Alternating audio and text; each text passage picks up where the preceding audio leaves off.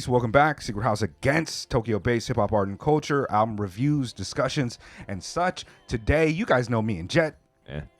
Welcome back. Like, subscribe, hit the bell for notifications. Yeah, all that good shit. Patreon. You know. Anyways, we've got the homie Deza with us today. Deza, peace. Deza is an MC artist out here in Tokyo. I think we're going to record a Mega Late show, so you'll get to know a little bit more about him later. Also, I've done a Mega Late show with you back like 3 years ago too, right? It's about 3 years back. Hey, shout out to East Africa. Let's do it. Today we are going to be discussing the new Video Dave and Controller 7 collaborative album, Articulated Textiles. And they've freaked it, put a little hip hop sprinkling on that with the spelling and execution of the title. It is 17 songs, 43 minutes, and it's a recent drop. Yes. A lot of the albums we've done recently are kind of like 2 months ago, a month ago. But yeah, July 7th. I've got a little thing here about Video Dave. Video Dave is a Chicago-based or Chicago-bred rapper, TV producer, beatmaker, and writer. A true multi-hyphenate artist. He has a creative hand in the sounding hodgepodge of seemingly disparate corners of modern-day culture. I think he used to be with the Third Islanders, and his name was like Max Decibel, which is like some old underground hip-hop shit that very few people are probably familiar with, but those that are will be. So shout out to Video Dave. And it's also Controller 7 as well, producer extraordinaire, largely probably associated with the early Anticon movement way back in the day. Left Hand Straw, San Jose represent. You know me, I was out there, 10th and Keys. That's how we do it, and the South Side. But what we like to do when we get into these album reviews, first and foremost, is kind of let people know how we're familiar with the artist, if we are at all. So why don't you start us off, Deza? Are you familiar with Video Dave or Controller 7? I was familiar with him slightly through Mike. Okay, Mike Eagle? Yeah, Mike Eagle, yeah. So just like that. After that, I got into it, looked a little bit more around and stuff.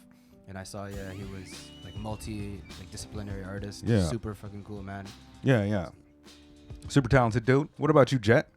Video Dave also introduced via Open Mike Eagle. He was on the Anime Trauma and Divorce joint, which was an album I liked quite a lot. He was on the Component System with the Auto Reverse, which I really, really liked. Top 10 in your album was last year, right? I did make my top 10, and there were some tracks on there that were, either in my top 10. I'll Fight You, I think I put pretty high up, like third or something. That's a fucking jam. Great song. And there were a few tracks on there that really stood out to me. Controller 7, kind of a mainstay. He's done stuff with all kinds of people in the Secret House pantheon. He's worked with Def C. He's worked with, Future Islands, and by extension Hemlock Ernst. He's worked with Box 65, and of course, he's an Anticon cat, which is your entire wheelhouse. I'm sleeping on Controller 7. I really didn't know that he was doing things. I saw an interview with the homies at Dad Bod Rap Pod that came up, but I was kind of out of my podcasting mode and I just wasn't listening to podcasts. But I was like, oh, that's dope. They got Controller 7. I know he's San Jose, so I thought it was more like not here goes some new shit from Controller 7, which they do with some of their artists. I thought it was like, yo, Controller 7's a homie. Let's talk to Controller 7. But as long as I was out in San Jose, I never met Controller 7. I don't know if he was out there at the time that I was, which was like 2003 to 2008 or whatever. But I have been a fan since the early Anticon days. Left-Handed Straw was his kind of, I guess you call it a beat tape. It was just beats, you know what I mean? But I always thought he was really talented, and I always wanted to hear more. So I was happy to see that he was rocking with Video Dave on this. Now, Video Dave, I'm not really all that familiar with. I'm certain that I heard some Third Islander shit back in the day, but I heard a lot of mixtapes and shit. A lot of mixtapes, It just never stuck. And then when I saw him start turning up on Open Mike Eagle albums, I was like, oh, okay, this must be a guy. I don't know Video Dave. I haven't listened to any of his music previous to this album, other than the features that he's on the Open Mike Eagle joints. But yeah, man. I guess we can get into the album then, yeah? Yeah. I like Video Dave. I like Video Dave. Yeah. To start off, yeah. I might like Video Dave more than I am a fan of Video Dave at this point. Okay. If that makes any sense.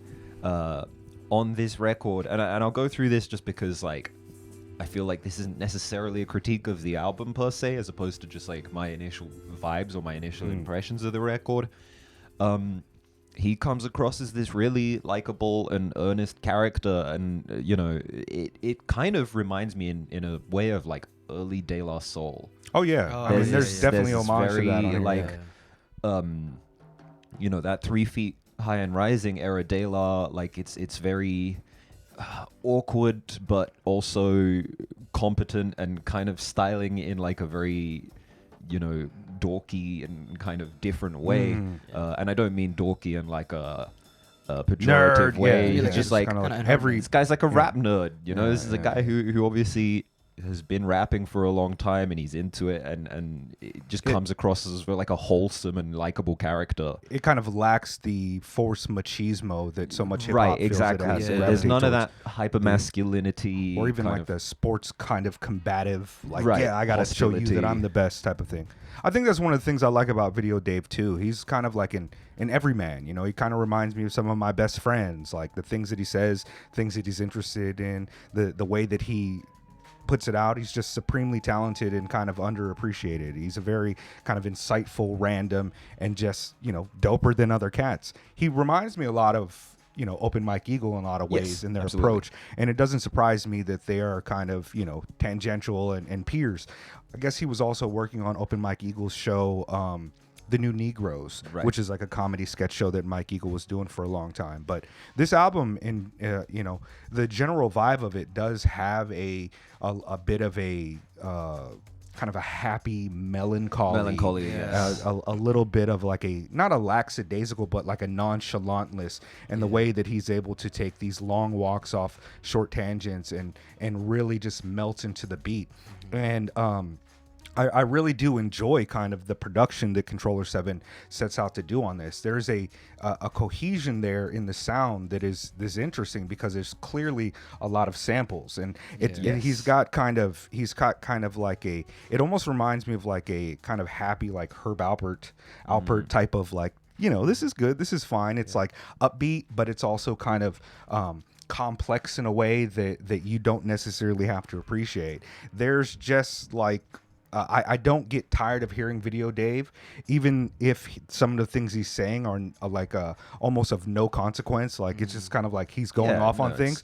I'm just like, yeah, you know, for me, he's a quotable MC in the way that you quote a movie. Like, sometimes if there's just something there, it's just like, oh yeah, weed is tight. Yeah. You know, like he's that type of MC. And I really, this is kind of a long listen.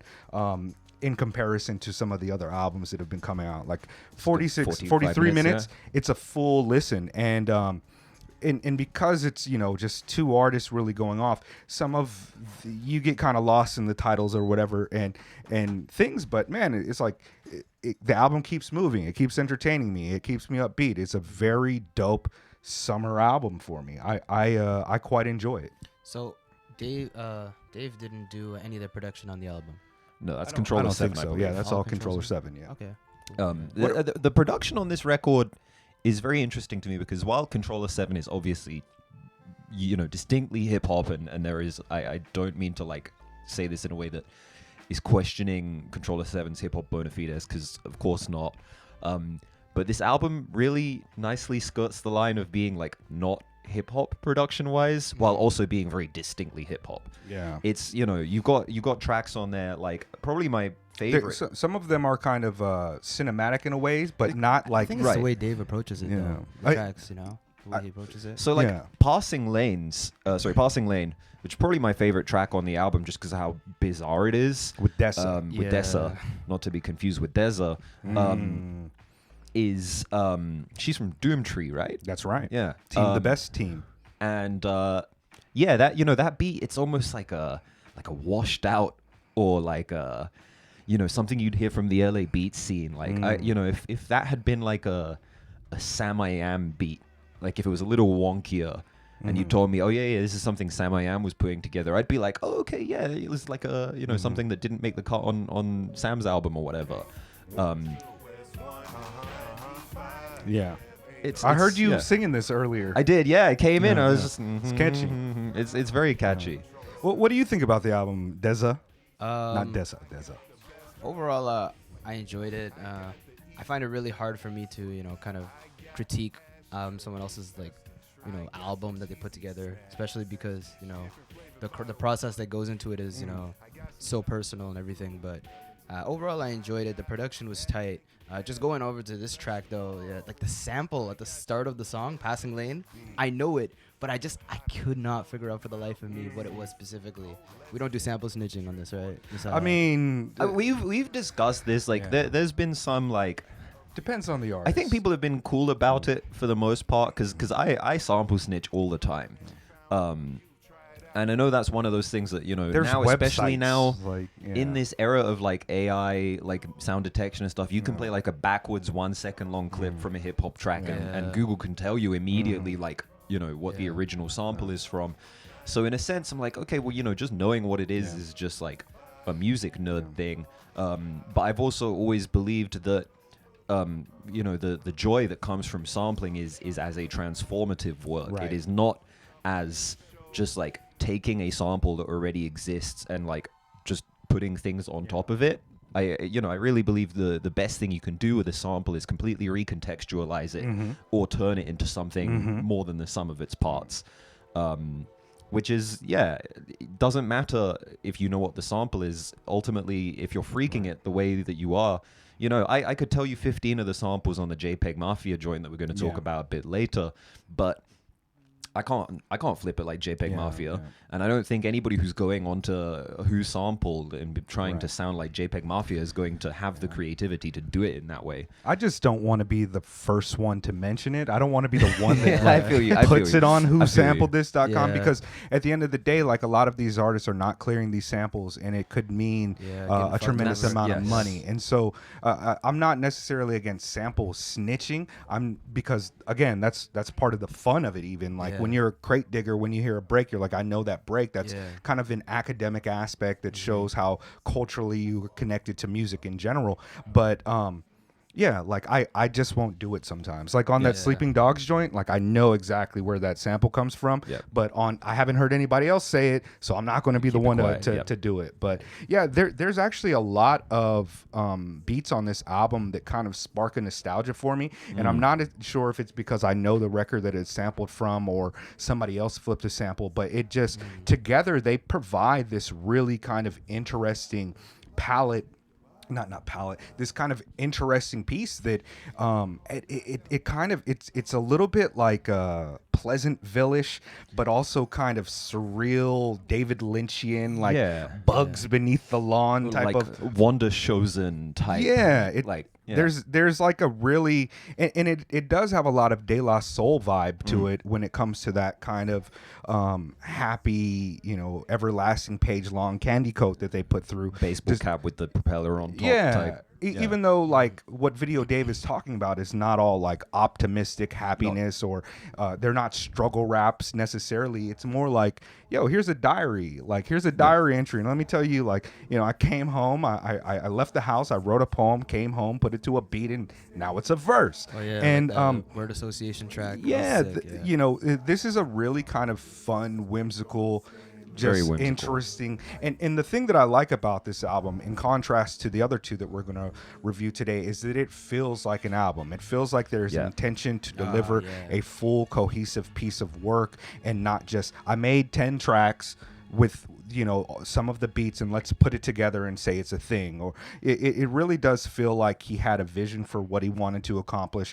how he wanted to express himself, and they laid it out. It's sequenced really well. The songs go from each other just really fun. The kind of, even though he's not quite as he doesn't draw a straight through line as well as, like, say, an Open Mike Eagle does executing a concept. A lot of times, like, oh, this is the concept of the song, and then it kind of trails off to other things. He does, like, present some really interesting approaches, like Goodbye, which is, you know, it's just like, sometimes I wonder if this plane is going to stay at the sky. I look at my life and I say goodbye as it climbs. Like, he's able to kind of bring you into the concept and then kind of let it become a little bit nebulous. Screen Time, it seems like he's talking about, you know, like learning to cook off of his phone or watching somebody get knocked out on his phone or something, and it kind of trails off. And it does that on a few, like even Jomu. Is that how you pronounce it? Jumu? Jumu? That's Haitian, right? Yeah. It's just like, you know, he puts these things together in a really kind of fun way. I do like all the features on this. It was good to see, always of good course, to see Still Rift on anytime he shows up. I'm happy. I'm a huge fan. I love Riff Napalm. I love Still Riff. He follows us on Instagram, actually. Oh yeah? Shout out to Still Riff. I mean, he's been he's been a dark horse favorite of mine for 2 decades now, and people just don't know how dope he is. The people that know, but obviously Video Dave, Open Mic, the Chicago Cats, we all know. They all know. But MC Paul Barman's on this, and he brings his own set of fucking whimsy, super Jewish type of fucking dopeness. I love Paul Barman too. There's also Deza. I haven't seen I haven't followed Deza in a long time. The last thing I remember is her walking out of No Can Do's podcast because he was no can doing enough, too much perhaps. But yeah, this is a fun album for me that I didn't make a tremendous amount of notes on, but I just kind of enjoyed and sat with it. It's not some type, in my opinion, like, we don't do album rankings like with numbers on this or anything like that. Oh, yeah. This is not something that I would consider like a masterpiece or like a, like really something that stands out in the kind of grand canon of hip hop, but it is just a solidly executed album from a very dope producer and a very dope MC that when their forces combine, this fusion just makes something fucking cool. I like Video Dave. I'll be tuning into more of his stuff. Maybe I'll go back and check out some of his other albums if we have the time. But, man, I was the best man, not the better man. I'll do a whirling dervish while you do a spinning headstand. He's fun.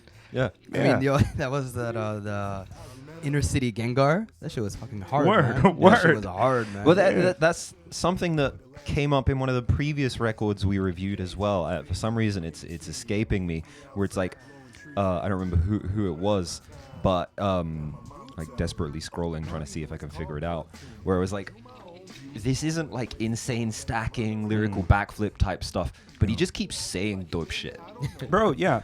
On You Tell Me, he says, and this is kind of a long thing, but he doesn't have lines that's like, oh, that one bar is good. He puts together entendre, he puts together like a vignette of something that's really dope. Like he says, but if the pilot pulls a Sully, I know the seat bottom is buoyant. Pay attention to instructions. Don't be Russian. Don't be a Democrat, but please don't be a Republican. Yeah. Do not make assumptions. Do ask questions. Did you sneeze or cough? Do you want God's blessing? It don't always sound right, but who the fuck would I look like trying to gazoon height? You know what I mean? And it's just like, don't be fucking Democrat. Don't be Republican. Also, like, it's one of those like kind of like weird things where you get used to hearing people sneeze and say bless you, and even if you're like an atheist, it's like reflex. And we try to find ways to keep the societal norms of civility and kindness. So when people sneeze, I've tossed a gazoon height, and I was just like, I don't like that I did that. Can I just be like, yo, are you good? Yeah. All right. Hey, I'm sorry you're coughing. Like, what do you say? But he has so many type of insights into casual life shit that I just kind of enjoy. Yeah. I just kind of enjoy it. Yeah, I gotta say, Pardon Interruptions, probably my favorite track. It's between that one and I like how many notes you got, fam. Go ahead. Shit, came through for the Secret House. And Nothing Much. I think Nothing Much had the sickest beat on the album, to be honest. But going back to Pardon Interruptions real quick, that sample flip is fire, first of all. Yeah, let me bring you to that, actually, because we just playing in the background. Oh, this is it, yeah. Yeah. And halfway through the song, you get that drum break, and it's from a certain track by A Tribe Called Quest. I think they use the same drum break, and it was fucking dope. And then the next song, he starts with like Soup Jumo. He says, talking about like Fife and word association, and I think that's definitely an influence that's at the forefront of this album as well. I think I'm wondering if there's like a connection that we just haven't been able to draw to De La, because there's even a song called like the Plug Tune. Plug Tune is a classic De La cut, and there are so many similarities and references that you can probably pick out that maybe there is some type of intentional approach regarding De La that we just overlooked or not haven't picked up on yet. But yeah, Open Mic Eagle, this heat is Mark of the Beast weather. It's something I've been thinking about a lot as we traverse through Tokyo and rub up against somebody's sweaty just forearm on the train. Yep. And just like It's gross. the hottest week, right, in the world. Exactly. Like since we started measuring the temperature of the world, Right. 7 hottest days of Been the last breaking the 100 records, years. yeah, every day. Yeah, so shout out to us. This might be the coolest summer that we experience for the rest of our lives. Yep. Drink lots of water. You guys got any other thoughts on this? What are your some of your favorites? For me, probably Improvement Words and Passing Lane. That whole run actually from Passing or you know, the Lilu Dallas multipass interlude. I like that through like Bee's Knees. I really enjoy that whole run of tracks. Nothing much Bee's Knees. You know, the probably the album at not necessarily its most whimsical, but you know, the kind of melancholy and the very kind of relatable sense of this guy who's just trying to sort of navigate the world in his own way, who's like a sensitive and very intelligent person. I really enjoy that kind of earnestness on the record. Like I said, you know, I do like this album quite a lot. It might end up on my end of year list, or I might completely forget about it next week. I actually don't know. I feel like there's a good chance I hear a track of it in the park in a couple of weeks, and I'm just like, oh, I love this. Some of it is very catchy, and it's like it's like an earworm that you wake up in the morning and I'd be like, oh yeah, let me put on that Video Dave. Yeah. What do you have? You said your favorite songs, right? Yeah. I think I've got You Tell Me, Improvement Words, and Long Term Plans. Long Term Plans is like the last regular track of the album, I guess. Index Acknowledgements is one other thing, but I kind of like how on Long Term Plans he's talking about like he never really feels like he followed through on his long term plans, but he still arrived where he's at, and like that's cool. Yeah. Like one of the bar runs is like, I dream in memories, future, present, past. I can't remember them, and I can't make them last. So every wake up is a shake up. If you got no foundation, it all ends up looking like clown makeup. And I'm just like, yeah. If you got no foundation, it ends up looking like clown makeup.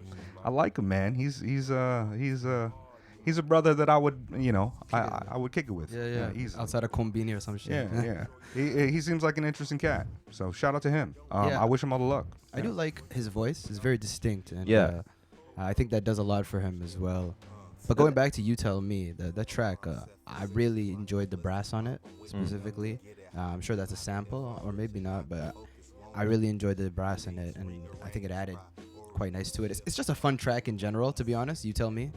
So this joint too, Bee's Knees, Iowa Rockwell, and Surfboard. I forget the person's name. Yeah, it's like it. I love a vocal sample and the kind of you know, horn like swell. It's just nice, man. Controller 7 kills this shit. I gotta catch up, man. Shout out to Controller 7. Shout out to Video Dave. 7. Yeah, Secret House Against. Secret House. Like, subscribe, go support these artists. Think about joining our Patreon if you're interested in helping us produce more videos. And if you are Video Dave or Controller 7, hit us up, man, with new album projects. I don't mind shouting them out. We're going to be working with Caltrops Press soon. And they're going to send me a little ad read. And I you know, we're here to support the culture. No Name, if you're watching this, you know what you have. Don't worry about what Twitter has. Yeah. Oh yeah, man, fuck Twitter, bro. Yeah. Don't worry about that shit. And if you're not gonna drop, you know what album, you have. You know the value of your work. Yeah, she's one of our patrons, and we are tremendous. Yeah, I was gonna ask if you were gonna talk about like the new single dropping next week. I don't want to hear it. I want to hear the full album. I want to hear the full album as well. I'm not gonna. I don't want to be. I saw the controversy and was like. She's like, I might not drop the album though now, and I'm like, I saw shit, you know. Yeah. Just email it to me if you're not going to. right. Might leak it. No, I'm actually about to buy a shirt from Recite, and also the No Name Book Club poster to put right there. Yeah, but yeah, we like you guys. We support independent underground radical art. It's gross. Self-knowing, cause I can see myself. The picture is depressingly crystal. Couldn't believe myself when I was